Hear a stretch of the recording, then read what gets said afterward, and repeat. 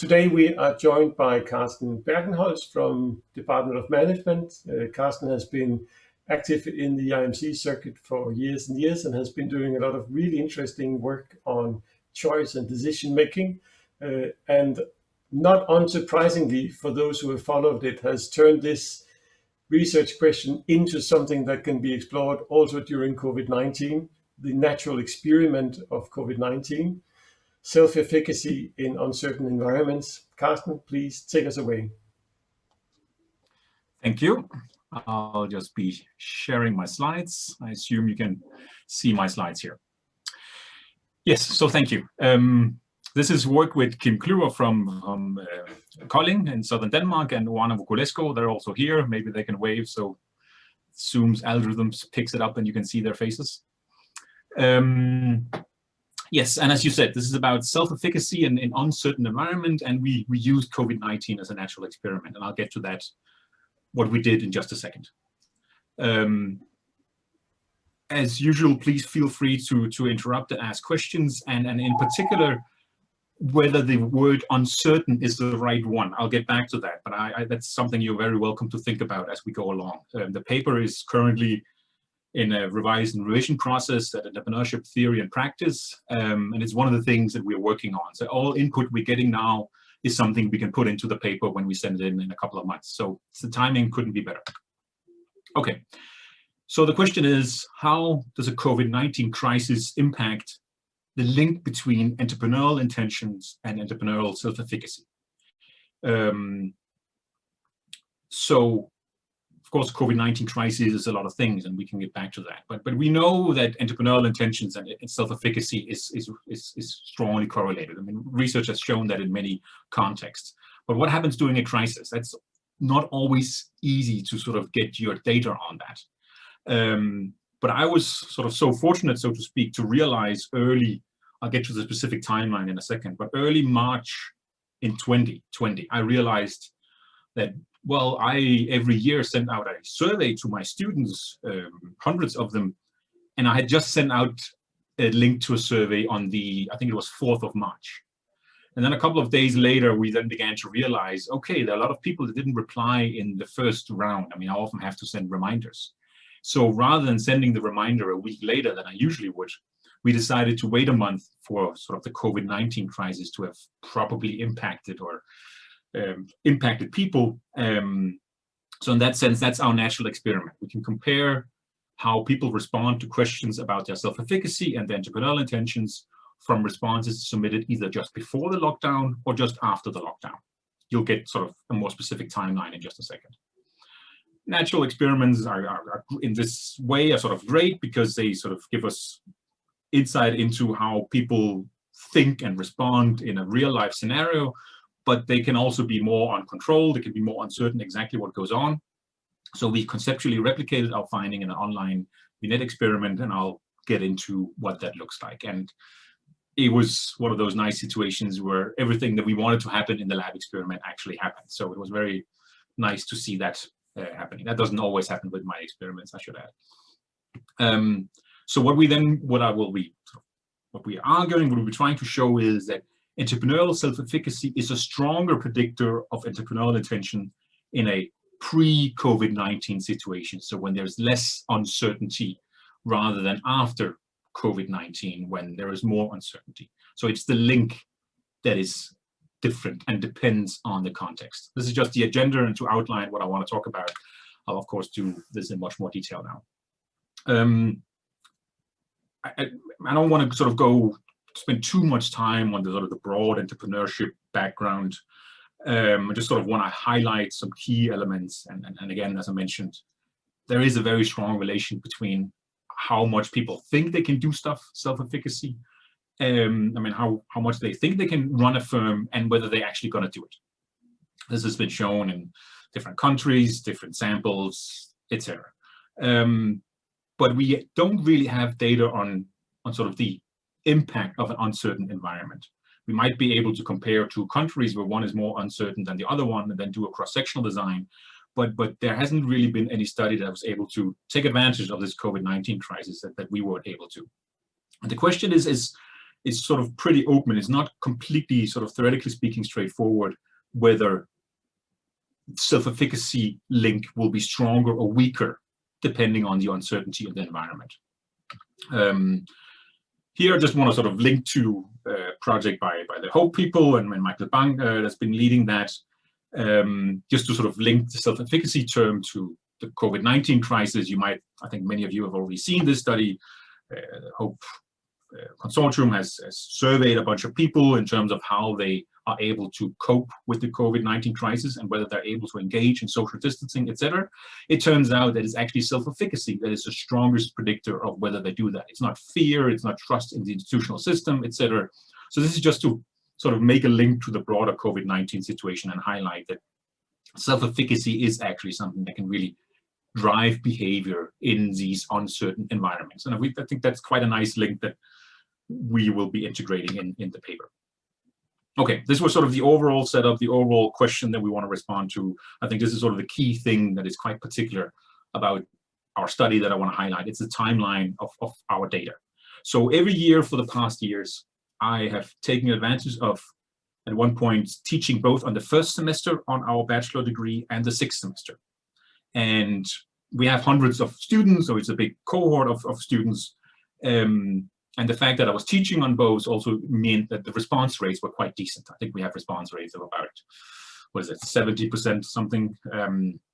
So what we have in our data set is the first wave, all the people that, this is just a match. I mean, there were more people that responded in the first wave, but here we've only included the people that answered on the first semester to our survey in 2017, 132 as you can see. And then we have the second wave of our data collection, the same students now on the sixth semester of their education.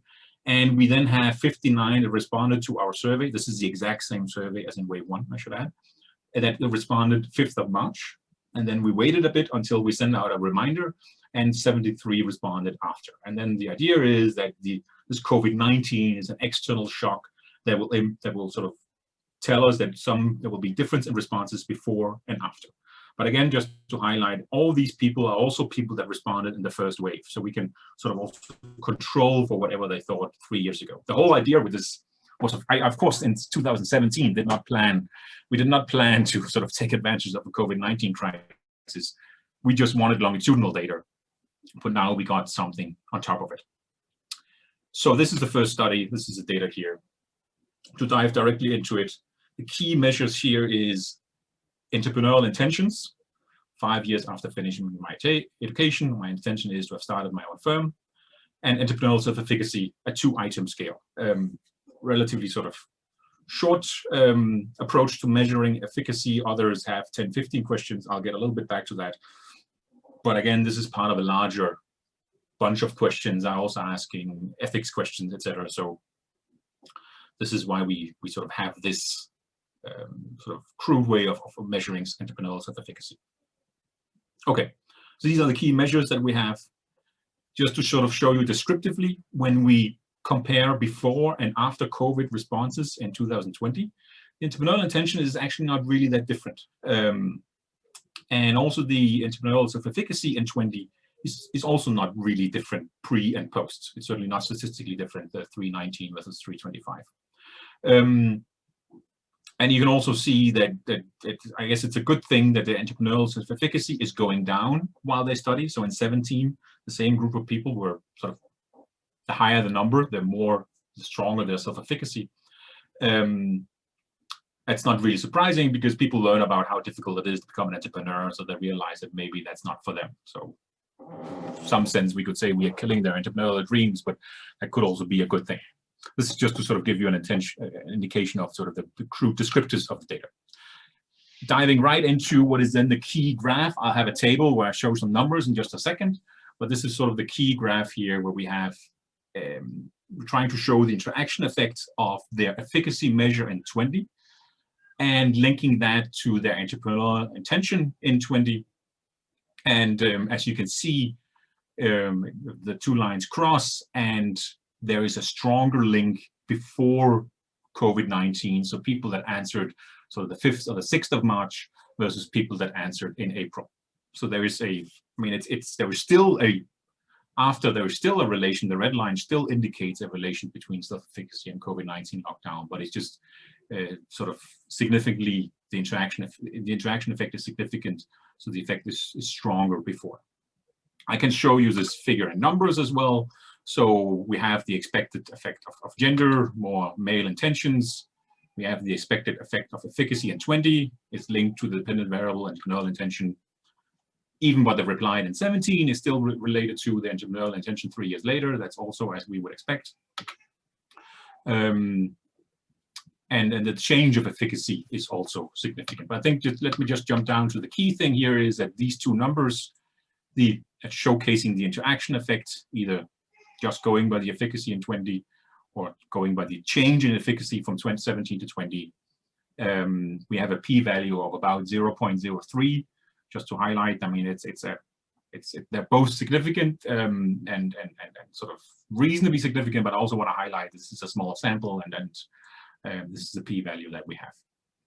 So this all sort of looks like the way we would expect it to do. And again, this is the figure that shows an overview of it. But as sort of part of a response from an editor that wanted us to sort of show more, but also because we wanted to sort of feel more confident in that this is what the data actually shows. We're not sort of finding a fluke finding in a sample of 130. We decided, let's try to replicate this in the lab to see if we still get the same effects. As you can guess, we do. So we want to conceptually replicate it. We also want to use different measures for measuring self-efficacy and intention, just to make sure that the measures we decide, which to be fair has a fairly low Cronbach alpha of 0.65 or something. So we just wanted to sort of validate our measures and strengthen whatever we have. So we went to the Kobe lab, did an online survey between subject vignette experiment, used the same business school students, but not students on the 6th semester. So there was no overlap of people that were part of the natural experiment, those in the lab experiment. We have a sample of 165 in 3 different groups, and we ran this in autumn 20, I think in October 20. Please correct me if I'm wrong about that, Juan and Kim, but I think it was October. And then we manipulate outcome expectations. I mean, we can't manipulate the COVID-19 situation, of course, but we can manipulate information that relates to entrepreneurship and how sort of interesting being an entrepreneur is in this COVID-19 world. So I'll show you the treatment and how that looks like in just a second. We're able to quite reasonably validate the measures. So again, you probably don't know these people, McGee and Lenan, but if I was talking to entrepreneurship people, they would sort of know these measures, and we're sort of getting as you can see, very significant correlations between the measures that we originally used, 1 and 2, and the other measures that we then added, 3 and 4. So it seems like there is some sort of convergent validity here that we are getting to what we want to get to. Again, measuring self-efficacy and intention is not a straightforward task. But of course, one can always discuss how high these numbers should be. Okay, this is then the treatment. So there's a lot of information on this slide, so let me try to illustrate it. So we were putting some people into what we call sort of enabling treatment, or I guess you would also call it positive versus negative treatment. Did I misplace the headlines here? Yes, these should be the other way around, I think. Kim, correct me if I'm wrong, but I think that, and Juana, correct, I think these should be the other way around. So what we have here is that we have sort of a baseline information that is basically the same. For instance, we talk about how GDP in Denmark is expected to fall 3.6%. We talk about the number of background seats until the end of October last year. But what we then add in the sort of more positive way of providing information into that treatment is to say, well, yes, GDP has fallen, but it's actually expected to increase by quite a lot in 21. And yes, there were quite a lot of bankruptcies, but actually there were fewer bankruptcies in the first 10 months of 2020 than there were in the same period in 2019. So we are sort of trying to convey a different angle on how uncertain the entire situation is, and sort of trying to address their outcome expectations. How likely would it be that someone could succeed with being an entrepreneur? And then we have a neutral condition where they don't get any information at all. So all this information is factual. There's no deception. We've just sort of added a different kind of spin, a different kind of angle on the more positive version. Again, as you can see, the sources for all the different claims on the right.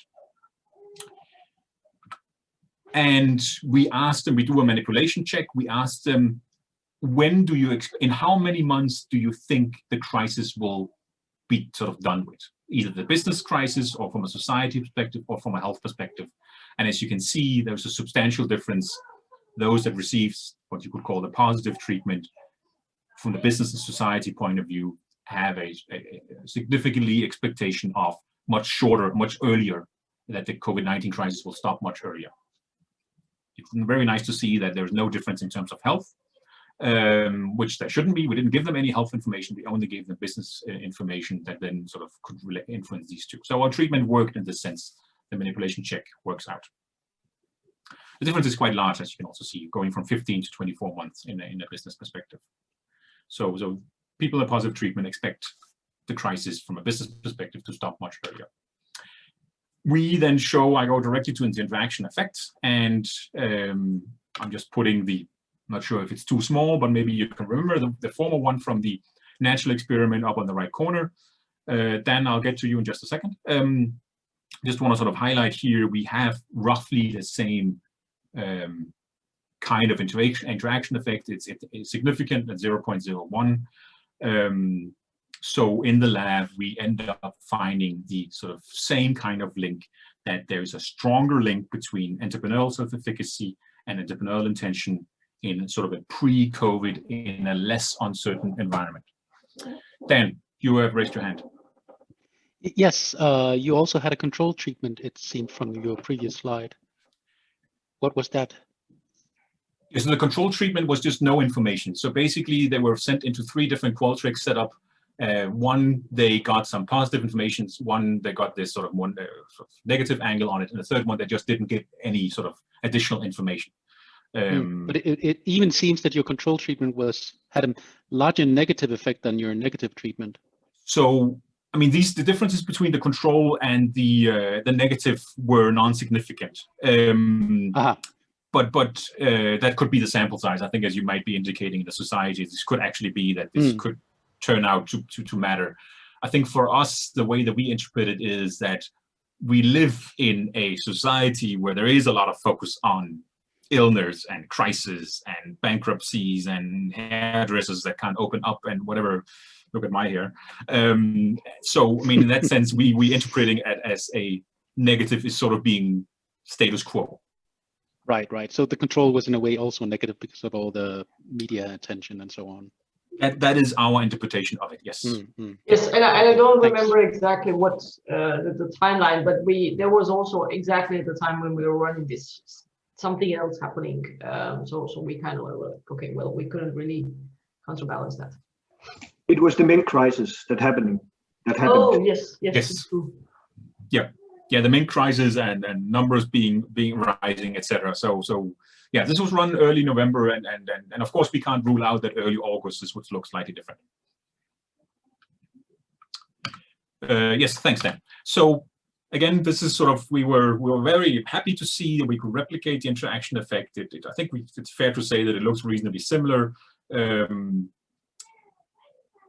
in the lab setup here, just to show you the numbers. I guess that's also the numbers that you were thinking about, Dan. I didn't plan to really go through these in detail. I know it's always difficult to look at a table with a bunch of stars. The figure is sort of highlighting the key thing that we want to get at. And again, the p-value is 0.013, just to sort of make that completely explicit when I'm only showing stars here. So what we are then trying to show, and of course main intention is to speak to the entrepreneurship community. That's also where we sent the paper to, Entrepreneurship Theory and Practice.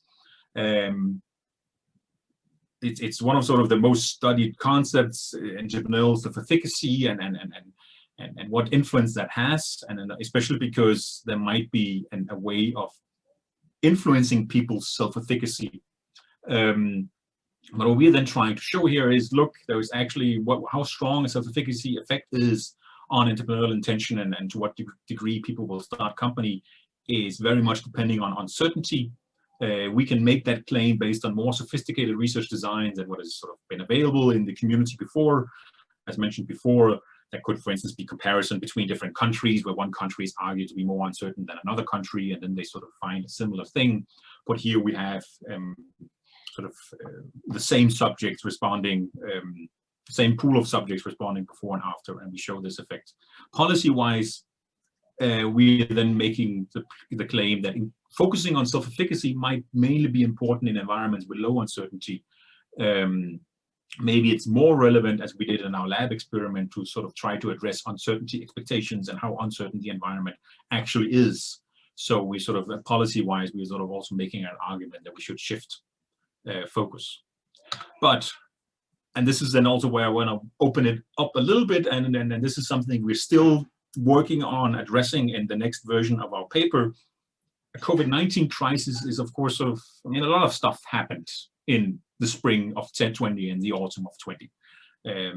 People's perception of how risky something is was affected, and how uncertain the environment was, how desirable it is to be an entrepreneur could have been influenced. What expectations would one have if one engages in such an entrepreneurial activity? What could we expect here? And what is exactly driving the effect? And we're still sort of working on it, phrasing that exactly. But what I want to add to what I said before is that in our national experimental setup, we actually have a relevant control. We asked people how desirable a career choice starting a new business would consider to be by themselves and friends, etc., and also how prestigious it would be considered to be. So we can actually add that to our study one. And here, this is just very recently we ran this. I'm just going to show you a bit of an ugly slide, but the essence is that just layout-wise, Owana, not in terms of the content. Owana has done it. I don't want to bash her. That it doesn't matter. I mean, it doesn't change our findings to include this issue of desirability. So it seems not to be the case that how desirable it is to be an entrepreneur is not driving the change in the link between entrepreneurial efficacy and entrepreneurial intention.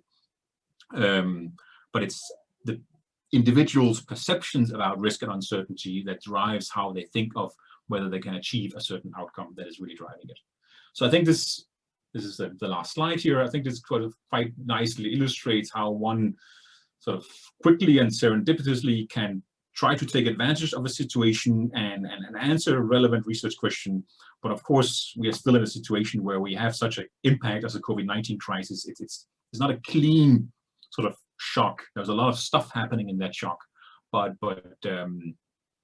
considering that we could then re-show it with a lab experiment makes us more confident in that we sort of have a reasonable take on what actually went on in these individuals' minds. And again, that self-efficacy seems to be a key element explaining relevant stuff as it is in general in terms of social distancing and coping, but also more specifically with entrepreneurial intention. Yes, that was it. Fairly short and to the point. We also tried to keep the paper fairly short. Of course, the reviewers are doing what reviewers are doing, and they want us to add stuff, and they want us to add control variables to a lab experiment, which we are not sort of think is not necessarily a great idea. Or at least unnecessary. So we're also in the process of expanding the paper to address the 3 reviewers who have fairly different opinions on which direction the paper should go. So we're looking forward to hear which 4th direction you might want us to take it. Jonathan. Okay, Yes. Thanks, Carsten. Sorry, yeah, please raise your hand in the chat if you want to talk and ask questions. Jonathan, you're first. Yes, thanks for a very nice presentation and super interesting paper. I was just wondering about the lab experiment and the treatment you made. And I just had a question about how much you think the results could be influenced by the treatment. I don't know if that makes sense. Is there some endogeneity in the fact that if I read a more positive treatment vignette, am I then not going to answer? Isn't it how much of it is driven by me hearing what I want to hear, so to speak, in the uncertain environment. Does that make sense?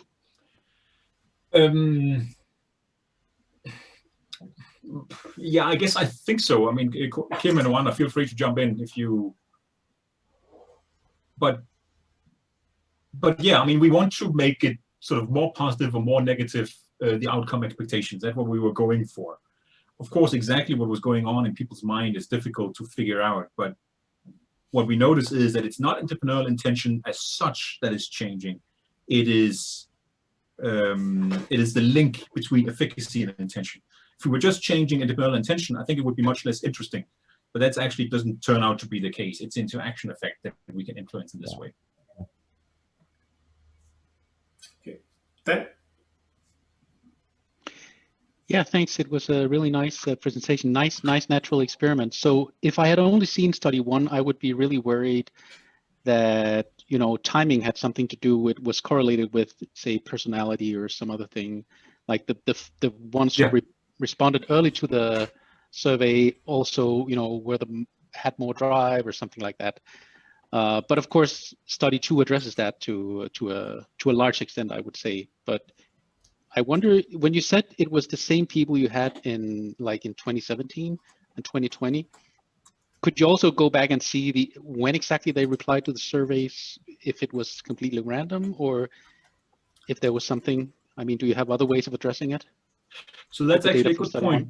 I'm not sure, and my co-authors, please correct me if I'm wrong. I'm not sure we've actually checked if they replied early or late in 17.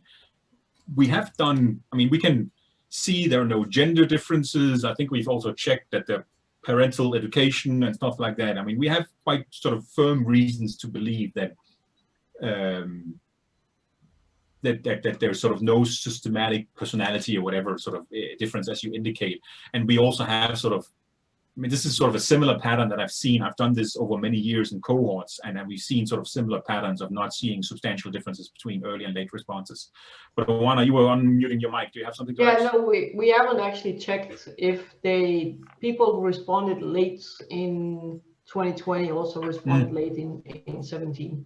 But we have checked for all the other variables. We can do that, and that's a good idea. But we haven't actually done that.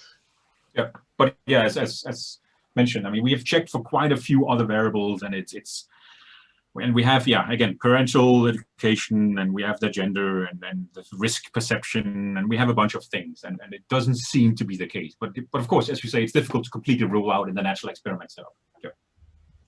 But good point. We'll do that. Thanks.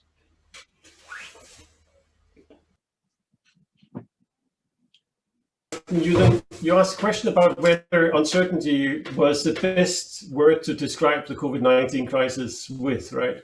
Yeah. And I think that's a really good and interesting one. Certainly when Christopher has been doing the analysis of the news media situation, he can add in more on that. You know, it seems like uncertainty is one of the things that describes the kind of crisis that you see in the news media, or kind of rather decoupling between the normal function of the media, that is to present something that's both novel but that sticks around for a long time. And I think in a number of other of the COVID-19 studies we have seen, particularly regarding youth and their future, it seems like the inability to navigate into more committing changes is something that has affected them, right? So that if you want to, let's say, change study or go traveling or do something else, these kind of massive life-changing events have been really difficult to do in the current situation. And that might be something similar to starting up anew, to be entrepreneurial, right? That it's not just kind of the ordinary uncertainty, but there is something fundamentally difficult to navigate because you simply don't know what the situation would look like on the other side of that massive change that you're trying to do. So there's something about, I think, the youth that's an interesting place to look for here, right? You can also see many more people are coming into universities that would otherwise have gone traveling or do all sorts of other things. So it's almost as if there are sort of buffering mechanisms to help you deal with the fact that you cannot do the kind of risky transitions that many would otherwise be willing to do. And I wonder whether some of that is actually feeding into your data. It would be really interesting to look at it now as well. I mean, March last year, was at a time where we just knew that things were uncertain, but not at what level or in what effects, etc. So if you could somehow replicate it this year, it could be really interesting, because in a sense, we know much more about what the situation looks like. But maybe some of the others would have something to feed in with whether uncertainty is really the best word to use. And I would add, we would love to run it this year, but I think GDPR reasons made it very different to send out surveys on the first semester, which meant my response rate just completely dropped from 18. I think it dropped to like 20-25%. So that's why I've stopped running these longitudinal surveys, because there's no point in them. I only ran them because the response rate was so high. But to me, it sounded like sort of my spin on what you just said was that uncertainty about these big events is a meaningful way of framing what was going on. And of course, that shapes the risks perceptions, but it's uncertainty that's driving it. Okay, yeah, thanks.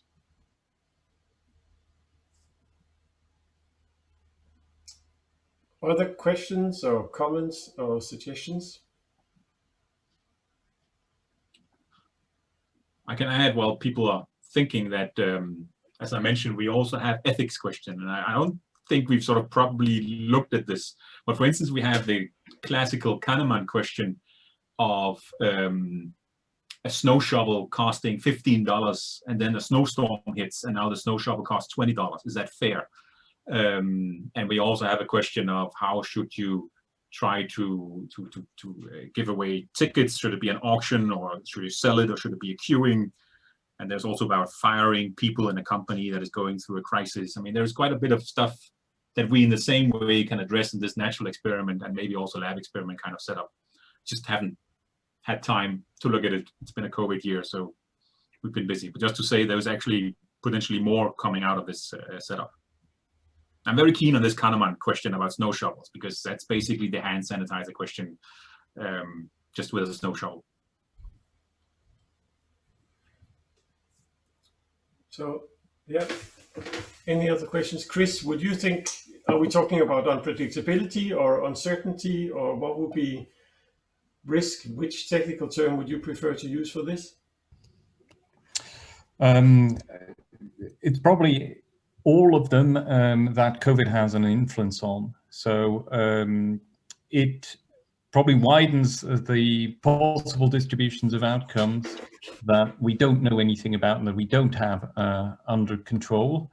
But it also increases our lack of knowledge about stuff we can go and find out. So it sort of creates both an imperative to be sort of less confident about our predictions than we were before, but also to go out and try to find out more about those things we can actually find that out more about.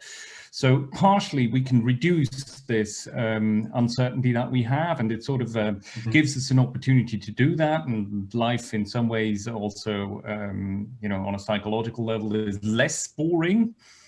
But on the other hand, there are also more circumstances that we cannot predict, that we cannot control. And sort of how we cope with this to a great degree, I think, depends on what angle we look at this from. Do we look at it from the angle of reducible uncertainty, where we have new opportunities, or from the angle of irreducible uncertainty, where we are more helpless than we were before?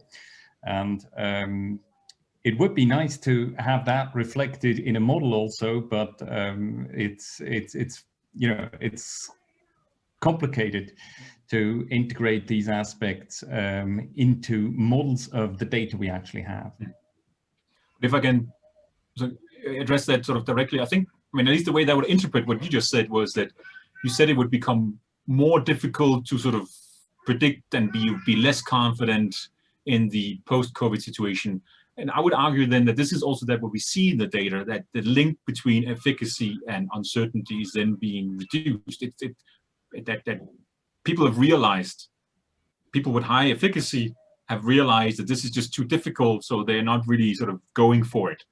Sort of they're reducing their intentions. So at least the way that I sort of try to theoretically frame what you just said into our study. Of course, we can't model it, But I mean, this is how to make sense of it, I think. Yeah. So that's the challenge too. I mean, in one sense, it's not that much of a challenge to come up with a sophisticated model. The challenge is to fit a sophisticated model with the data, or actually to make the measurements that you need to fit a sophisticated model. That's always a very tough challenge. Yeah. Maybe I can supplement a bit here. So I think that, and take the point of the reviewer. So what he's arguing is that this is not uncertainty. He says this is essentially, he said we should use outcome expectations because that relates closer to what Bandura is talking about. So he talks about efficacy expectations and outcome expectations. And what we're measuring is efficacy expectations. And efficacy, the effect of efficacy expectations depends on how you expect the outcome. And what's happening with the COVID-19, it's changing the outcome expectations to something less interesting, less desirable. And the tricky thing is, and I can see that point, the tricky thing is, I think, and also related to results and to Chris's comment, is that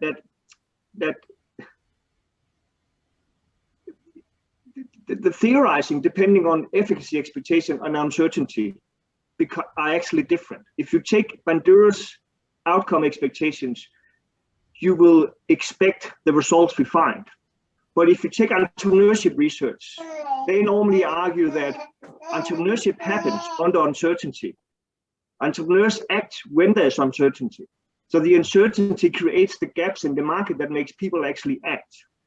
So from an entrepreneurship perspective, you will expect uncertainty to increase startups among those who have the self-efficacy. And to make that even more complex, what we see right now and in 2020 was an increase in startup activities in 2020 compared to the last 15 years from May and forward. So we see an increase. Just to follow up on that, one additional idea for you, for data for you to look at. I also read exactly what you now said, that there was an increase in startup activity, but in my local newspaper, the statistics said, oh, there's been a huge increase in startups around Aarhus, but there's actually been a decline in Copenhagen. So they didn't even speculate about why that was. But if that's true, you may want to look into that, and perhaps you will find some kind of difference between different regions of Denmark that affected this startup activity. Yes, it's very interesting, and I think the fact that from our study it seems that it's those without self-efficacy that starts, right? So it might be necessity entrepreneurs. So it might talk into that it is people who were laid off, that are actually starting out of necessity, or they might be sent home on hjælpepakker, and then they have time, and then they start on a hobby-based businesses they have been dreaming on for years. Yeah. So it's not really the kind of entrepreneurs we want. Because it's not the high potential entrepreneurs. So there's certainly stuff to dig into that. I'm not sure the data is available for the regional differences, but we can check that. That would certainly be interesting. So it was just in my lokalavisen that I get in the letterbox. Okay, Kenneth, did you have a comment? Okay, Dan? No, I don't have anything. I really like the graph you're showing now, Carsten, on the current slide. I'm wondering why the blue line stops at, it doesn't go below 2 for entrepreneurial self-efficacy. Is that because you don't have any data? Juan, I'm sure you have a great response to that. That's a good question, and I think we talked about this before, but I think it's, because so the entrepreneurial self-efficacy, we are measuring this one with, is that one question?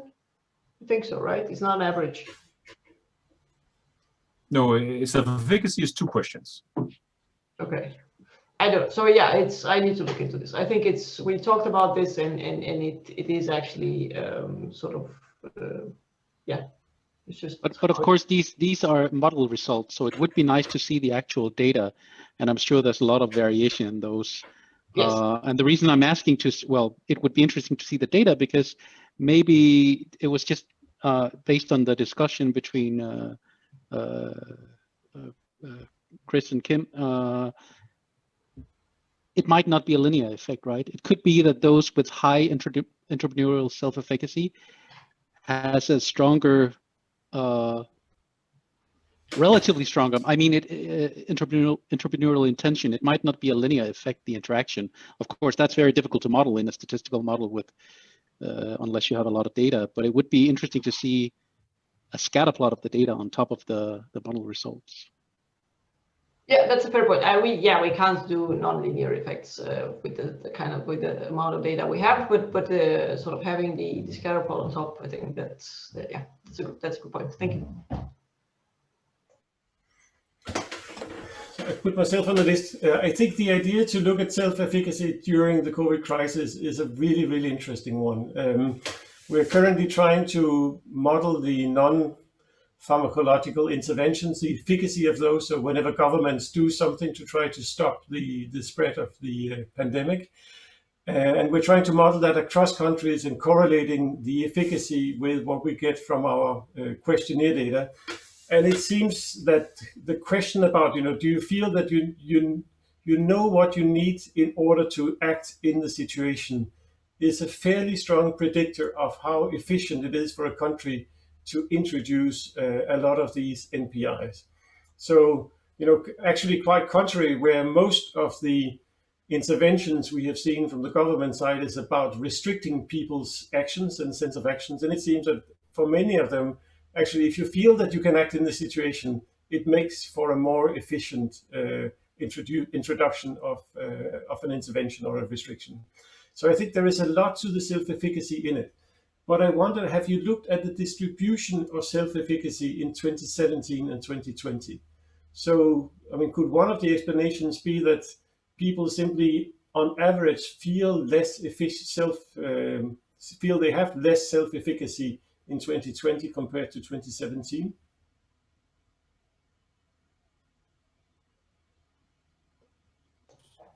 So yes, so people have less efficacy from 17 to 20, but we see that in all the other years as well.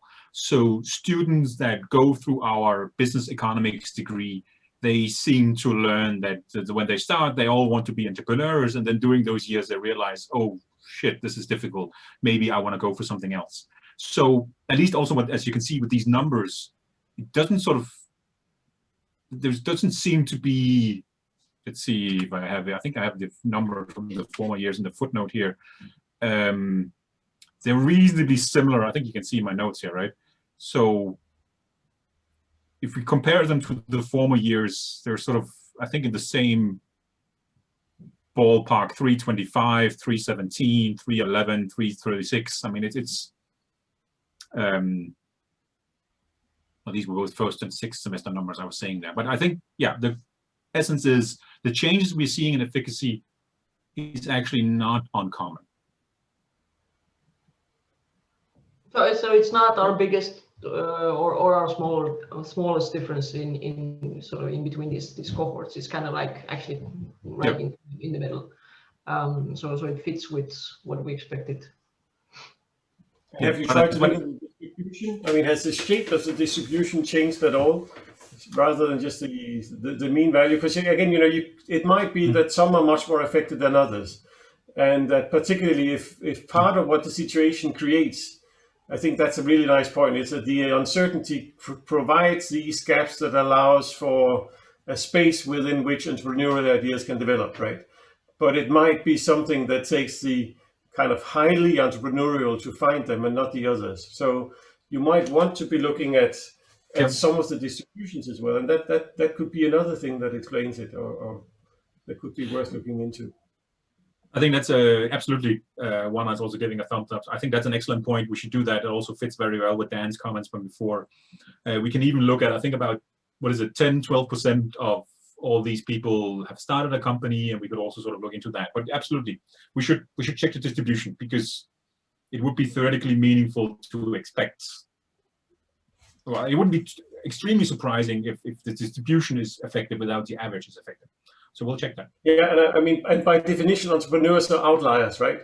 So you should not be looking at the means, but you should be looking at the outliers, and there's something happening to them, and are they acting differently under those situations? Yep. No, we'll absolutely do that. Yep. Thanks. Good point. Cool. Any other questions or comments? If that's not the case, well, you know, Kim and Carsten and Anna, thanks for presenting, and good luck with getting it past the reviewers, and see you all hopefully next Tuesday, and some of you also for the Thursday coffee. So take care. Thanks a lot.